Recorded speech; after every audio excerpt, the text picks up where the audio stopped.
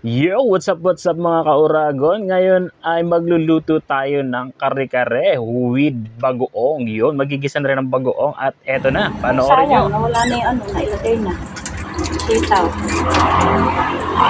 Penchay, andyan yung talong sa ilalim. Special ang ulam natin ngayon mga kauragon. Magluluto ng kare-kare si nanay. At eto naman yung binilin para sa alamang. At nandito na nakasalang na yung sitaw, baboy. Yung baboy pinakuluan na kanina pa. At may sibuyas na. Wala pa yung kare-kare mix.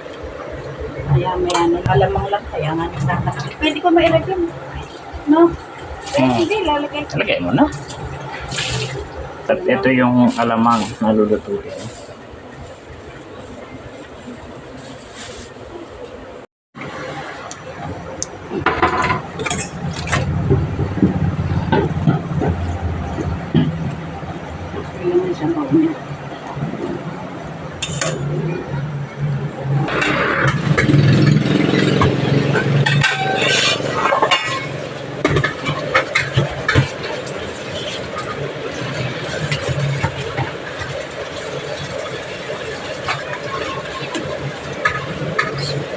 Sariwa kasi itong puso natin mga kauragon. Bagong pitas lang to. Kaya dahil may puso, naisipan ni nanay mag kare-kare. Ako yung isang apprentice ngayon dito.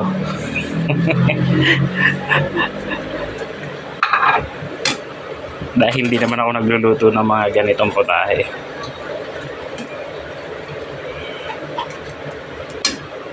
At habang niluluto yung kare-kare, eto naman na, igigisa na yung alamang.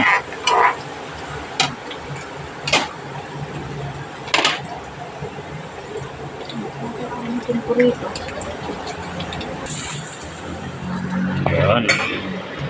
Lagayan na natin yung talong. At petsa, isunod na rin natin yung petsa. Haluin muna natin para pwede na siyang takpan. Pagka ano.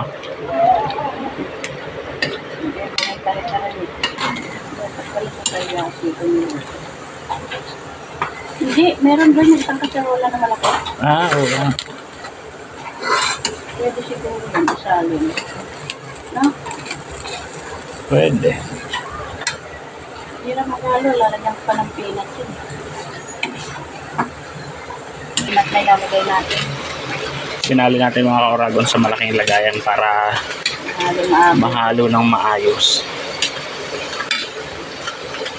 Ito naman yung sa alamang natin.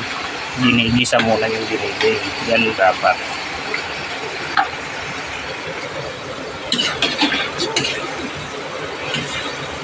Ilagay naman natin dito yung kare-kare mix. Sana giniling na bigas, yung talagang maganda. Ang halo. Ibibili ka, mamaya, matagal na yung giniling ng bigas na yun. Trabaho pa yun. Okay yun. May instant naman eh.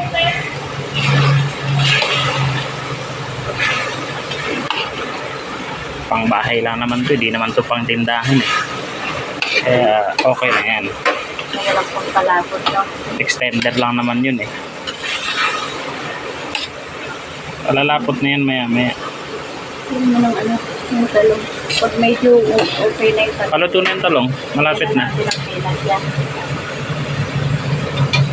Ang bilis lang yan. Ganyan lang luto niyan. Huwag kang mag-alala na bakit matrabaho nga lang sa umpisa. Parang mas matagal pa nga lumpia dito eh. Oo, lumpia eh. Pagbabalot pa lang. Lahat lang. Hindi. Yung lumpia sa Pag-mix. riba. Trabaho yun. Masarap nga lang pag kinain.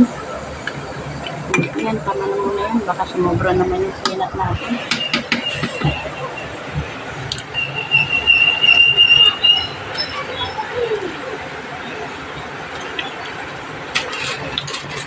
Ganon.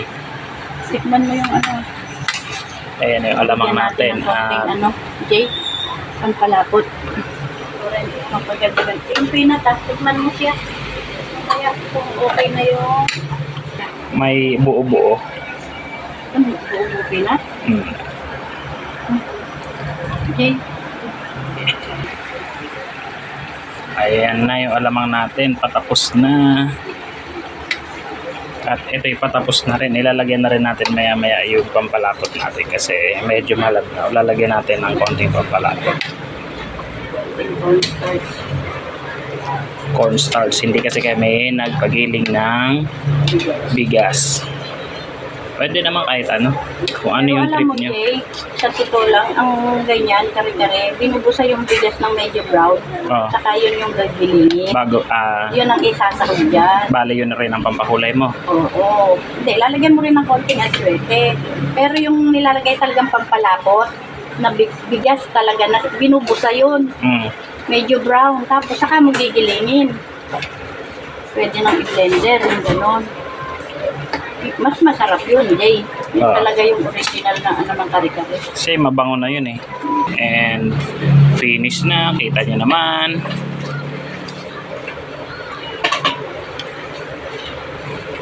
Yun.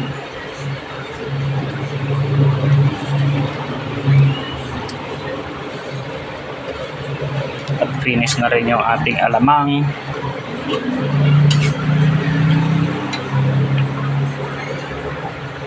Ito naman yung talaga ng kalamang mo. Plus 100 yung binil, 200. Ulam na yan eh. Magtika at magtika ko.